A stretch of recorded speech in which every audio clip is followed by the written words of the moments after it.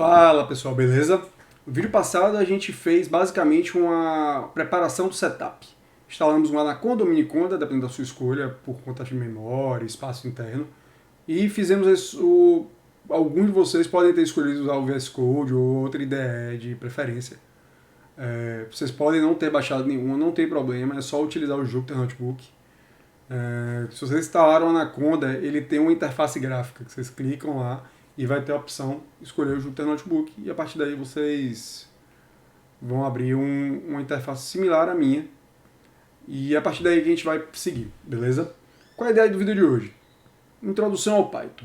Vamos pegar do início, criação de variáveis, loops e por aí vai. Vamos, então, para a nossa interface aqui. Como eu posso falar? Essa é a cara do nosso IDE, a gente viu isso no vídeo passado, rapidamente. Vamos dar aqui, escolher o nosso arquivo inicial. Aqui é a nossa interface gráfica, que a gente já tinha visto. Então aqui eu vou abrir o arquivo, Python. Ele tem uma finalização chamada IPYNB, que é IPython Notebook. Okay? É a extensão sempre para quando vocês quiserem trabalhar com Jupyter Notebook. Por que eu vou estar usando o Jupyter Notebook para explicar as partes iniciais do Python? Porque ele tem uma vantagem muito interessante, que ele trabalha por células. E isso é muito legal no Jupyter, porque cada operação que a gente faz, a gente pode fazer dividida em células. Vou aumentar um pouco o zoom. Por células. Isso é muito legal. Se vocês pegarem um arquivo Python comum e a gente quiser fazer qualquer operação como esse aqui, e eu rodar ele aqui, puxar esse terminal aqui para cima, para vocês poderem ver, eu vou ter o resultado, todas as informações, porém não é isso que a gente quer. A gente não quer ficar a cada hora, isso atrapalha um pouquinho, não é que atrapalha, coloca uma pitada de atraso nas coisas. Então vamos usar o Jupyter porque aqui é muito mais simples. Então aqui é a introdução ao Python. Se você apertar Ctrl B, você esconde abre a lateral. Eu adoro o hotkey. Para mim facilita muito, não ter que ficar pegando no mouse o tempo todo. Então aqui, só para a gente começar, a gente vai pegar nossa versão do Python.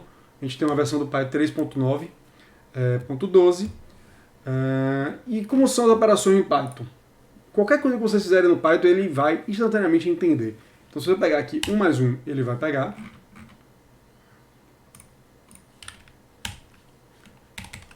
Certo? Como é que você imprime o famoso Hello World, que é o início de todo programador? Simples. A função print, ela tem muitas outras parâmetros além desse, mas se você colocar qualquer coisa entre aspas simples ou dupla, ela vai imprimir. Então da mesma forma aqui nós podemos vir print, olá, certo? Isso é o básico do básico. E aqui agora a criação de variáveis. Como é que a gente atribui um item para a criação de variável? É basicamente você dar o nome da variável e botar o valor que você quer. Seja um número inteiro, um float ou um string, que é um arquivo em texto. Inteiro são números inteiros, sem casas decimais, e o float são itens com casas decimais, beleza? Então aqui vamos... E aqui são as strings, que eu falei, mas lá em cima pode ser de qualquer forma que a gente quiser. E sempre que a gente colocar um jogo da velha aqui, uma hashtag, como vocês queiram chamar, esse item vai ser considerado um comentário no código, ele não é lido pelo código. Se vocês quiserem fazer um comentário muito grande, eu quero fazer um comentário de várias linhas, demorou mais do que eu deveria. Então tudo isso aqui, quando a gente apertar para rodar a célula, se vocês apertarem Ctrl Enter, você roda uma célula, Shift Enter, vocês rodam a célula e andam para de trás, para frente, desculpa. E aqui são nossas variáveis. Vamos pegar nossa variável 1. Está lá o valor que a gente atribuiu mais em cima. Então a gente tem esse valor de 100 que a gente atribuiu nessa variável 1 aqui embaixo. É importante também falar do tamanho que as variáveis ocupam na memória de vocês. Então, aquela variável lá em cima que a gente fez, olha o tamanho dela, 28 bytes. Isso é quase nada, para não dizer que não é nada hoje em dia. Então, a calculadora tem mais que isso. Se a gente quiser criar um número um pouquinho maior, vamos ver quantos bytes ele cria. Quantos bytes ela vai ocupar. Então, a gente está falando aí de 700 megas. Esse valor em bytes traduzido, já coloquei aqui, é quase 800 MB de memória RAM.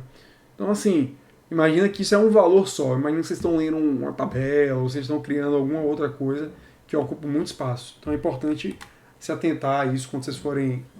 a gente chegar na parte mais de data frames, vamos ter problemas em ler tabelas com valores muito grandes, a depender da quantidade de memória que vocês têm disponível. Eu tenho 32 GB e às vezes eu ainda tenho um problema, então eu tenho que fazer algumas estratégias para ler, converter para um formato mais leve, fazer downcast de variáveis, ou seja, diminuir o tamanho das variáveis, se isso é possível, para conseguir trabalhar. Operações matemáticas. A gente já viu o 1 mais 1, foi a primeira coisa que eu mostrei. Então, print 2 mais 2 é um 4, 2 menos 2 é 0, 2 vezes 5 usando asterisco, é a multiplicação, 10. Primeiro, divisão, com uma barra invertida, virada para a direita. Eu tenho uma divisão normal, vai me retornar um float, ou seja, um item decimal. E o que é esse porcentagem em 3? Ela retorna o resto da divisão. Então, se eu dividir 10 dividido por 3, o resto dessa divisão, se vocês fizerem na mão, vai ser 1. Só vou mostrar aqui, 3 igual a 333. E se eu quiser fazer a potência de 2? 2 asteriscos. Se eu quiser fazer o floor, a divisão inteira de 10 por 3, ou seja, que vai me dar só o 3. A gente viu aqui que 10 dividido por 3 é 3. Ponto 3333 é 5. E se eu quiser pegar só o primeiro valor, o valor inteiro dessa divisão, então são 2 barras aqui que a gente coloca. Mesma coisa aqui, só para exemplificar, só para vocês entenderem o conceito da divisão do floor division, que é a divisão por inteiro no Python. Beleza? Entrada de dados. O que é entrada de dados? Imagina que vocês queiram que o usuário seja feita uma pergunta e a partir daí essa pergunta entre no sistema dentro de uma variável que você declarou. Então aqui, se eu botar aqui nome, a variável nome, e botar input, ele me pede aqui em cima, não sei se vocês vão ver, e eu venho aqui, escrevo Victor, e ele me retorna. Olha lá, Victor. No Jupyter Notebook isso vai aparecer logo embaixo da célula, tá? Vou ver as cores um pouquinho diferentes nesse aspecto. Um ponto importante a se notar, todo input que você coloca da forma crua, ele vai capturar uma string. Então, se eu colocar um número aqui e eu pedir o tipo dessa variável, ela vai ser um string. Como a gente pode ver aqui, ó, o tipo do nome é um string. Não porque eu fiz o input de um string, mas porque, se eu botar aqui 1000, olá 1000, e o 1000 é um string, é um arquivo em texto. Se eu quiser adicionar uma pergunta, olá estranho, qual é o seu nome? Victor. Beleza. E se eu quiser agora pegar a idade, um número, e eu quiser transformar isso num número, não era só a gente fazer isso. A gente pode pegar 100. E aqui eu já estou botando para vocês, ó, que o meu nome, que a minha idade, que a minha característica que eu coloquei dentro do código, é um número inteiro.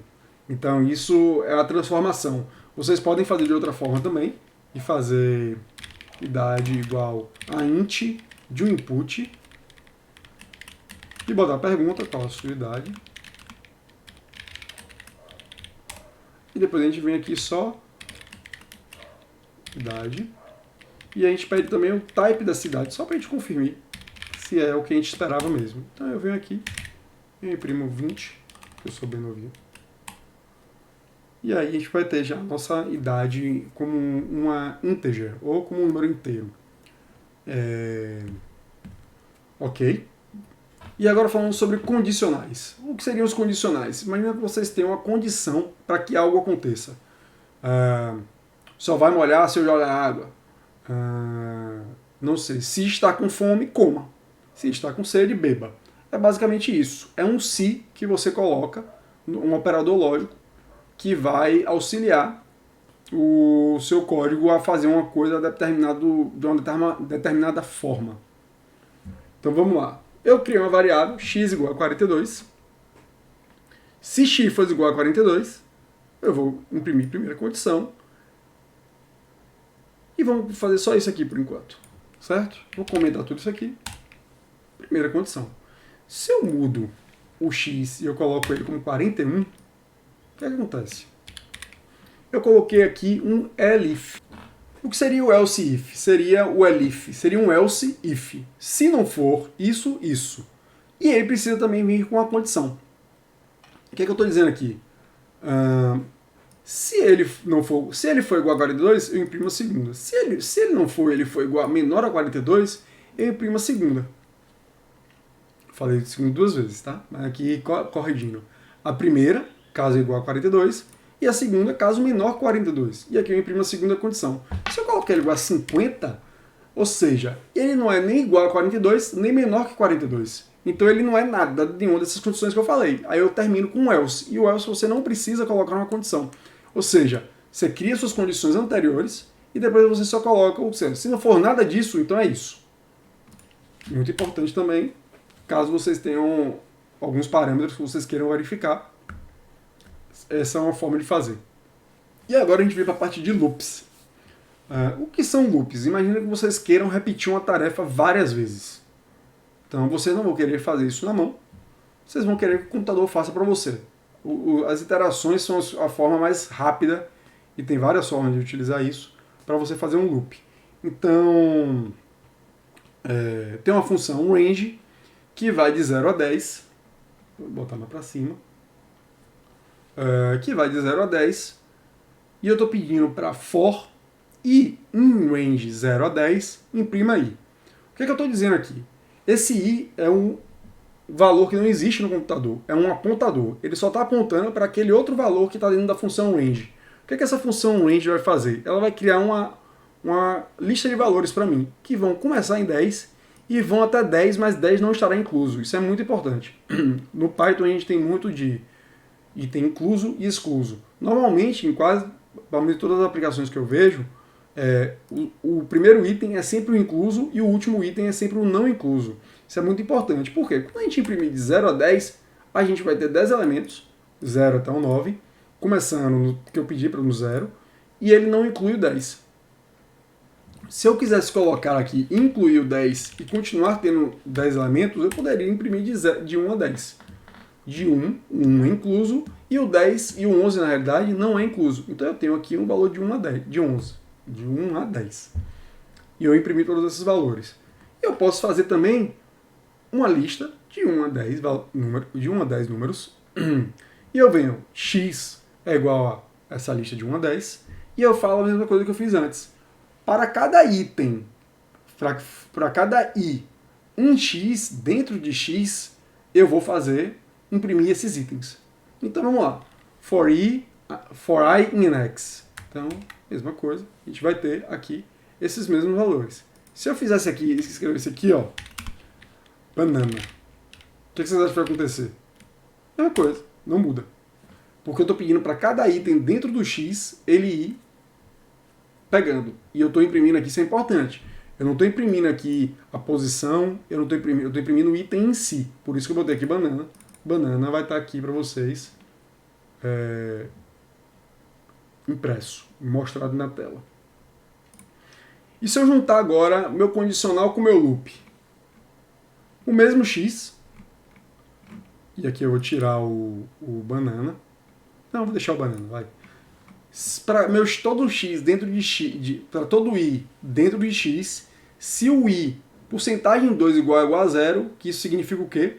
Se a divisão do item i dentro da lista x dividido por 2 for igual a zero, significa o quê?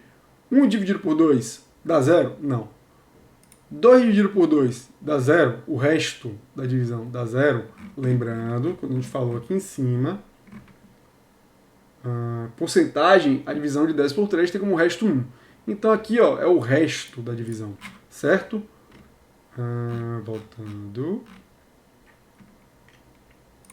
O que vai acontecer aqui? E um erro. Por que a gente tem um erro aqui agora? Ó? Porque eu estou tentando fazer uma divisão de um número por um string. Isso não pode acontecer. Eu não posso somar um número a um string. Eu não posso dividir um string. Ok?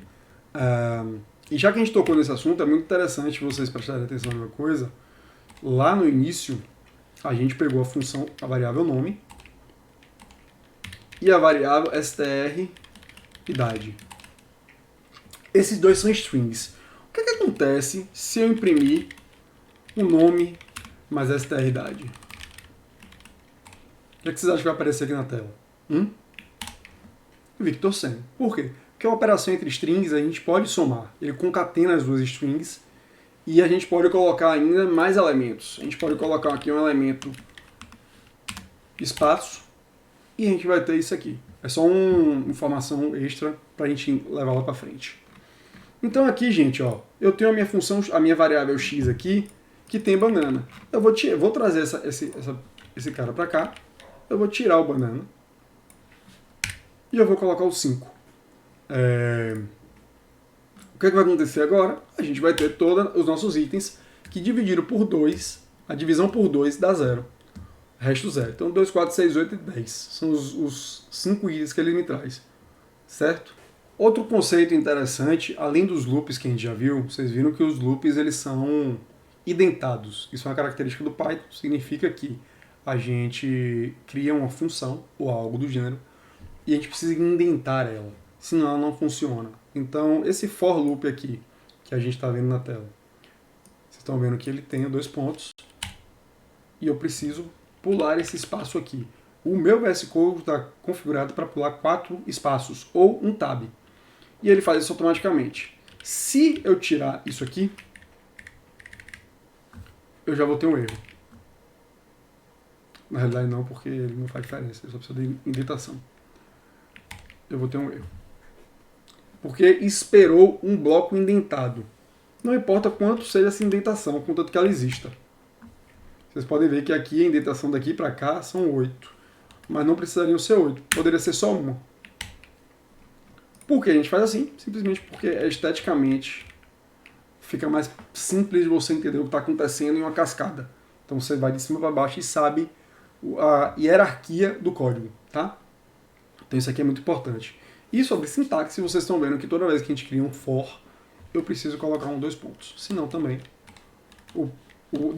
a ideia vai entender, ela já pula para baixo. Então a gente coloca os 2 pontos para poder seguir. E dentro dos iteráveis, existe uma forma um pouco mais avançada, que é muito chamada de a forma mais pythônica de se fazer as coisas, que é um dos list comprehension, ou seja, compreensão por listas. Que ela é o quê? Ela é uma versão em uma linha de tudo aquilo que a gente fez até agora. Então aqui, o que eu estou fazendo? A mesma coisa lá de cima. Eu tenho minha lista de 1 a 10 e eu vou aqui agora criar uma nova lista chamada div, em que ela vem com i, for i, next, if i dividido por 2 igual a 0. É basicamente a mesma coisa. A primeira parte, a gente está declarando só quem é a nossa variável principal, o i. E depois eu venho aqui, ó. Essa é a primeira parte do nosso for loop daqui de cima. Para i em x. Segunda parte, se o x dividido por 2 igual, se o i dividido por 2 for igual a 0, ele vai adicionar nessa lista automaticamente. Então eu venho aqui e eu tenho a minha lista. E para finalizar a parte, e se vocês estiverem se perguntando o que são listas, vamos falar sobre elas na próxima. Terminando a parte de loops, já vamos falar de estrutura de dados. Lista de dicionários, sets e tuplas. While loops. O que seriam os while loops? Imagina que você tem um loop para uma lista, como a gente estava fazendo antes, para um range que vai de 0 a 10, e a gente quer aquilo ali só. Mas a gente pode querer também um loop infinito, até que a gente quebre ele por alguma condição específica. Isso é o while loops. O que ele está falando assim? Enquanto isso for verdade, faça. Vá fazendo, vá repetindo. Então aqui, primeiro eu vou criar uma variável x igual a 0. Certo? E eu vou dizer para ele, enquanto while x menor que 10, eu vou imprimir o contador x. Beleza? E aqui eu preciso, pessoal, adicionar alguma coisa a esse contador. Senão, esse contador vai ser sempre menor do que 10 e ele vai continuar contando indefinidamente. Então vamos aqui, ó. Se eu imprimir isso aqui, ele vai ao contador igual a 0, 1, 2, 3, 4, 5, 6, 7, 8, 9. Se eu tiro esse cara aqui, o que é que vai acontecer? E ele vai imprimir infinitamente. Até uma hora que meu computador crash, dá um crash ou alguma coisa do tipo. A minha memória está aqui, eu estou vendo. A minha memória você não está vendo, ela está subindo aos pouquinhos. Então a gente vai aqui, ó, interrompe. Vocês podem dar um interrupt aqui. Ou dar um restart no kernel. Isso é um perigo, tá, gente? Sempre preste atenção quando vocês fizerem um while loop, que ele vai ficar ali consumindo o seu computador recurso indefinidamente. Sempre tenham certeza que vocês colocaram uma condição para ela terminar. E para concluir o nosso while loop aqui, nós temos um x igual a 2. E aí, eu coloquei aqui while true. O que é que significa? Enquanto for verdade, faça. Então ele vai aqui, ó. Olá, amigos. E se x for maior que 2, break. Então, a gente vai vir aqui, ele vai imprimir algumas vezes e vai parar. Olá, amigos, olá, amigos. Se quiser colocar aqui uma condição maior, x maior que 10, mesma coisa, ele vai fazer até. E aí o break para a função automaticamente. E aí quando ele faz o break, ele transforma aquele true em false e para. Essa é a base inicial de todo o Python. Pessoal, vou interromper esse vídeo no momento para ele não ficar muito longo. E aí a gente continua no próximo vídeo sobre listas, tuplas, dicionários e sets. Beleza? Obrigado. Se vocês tiverem comentários, dúvidas, por favor, deixem na área de sugestões aí. Um abraço.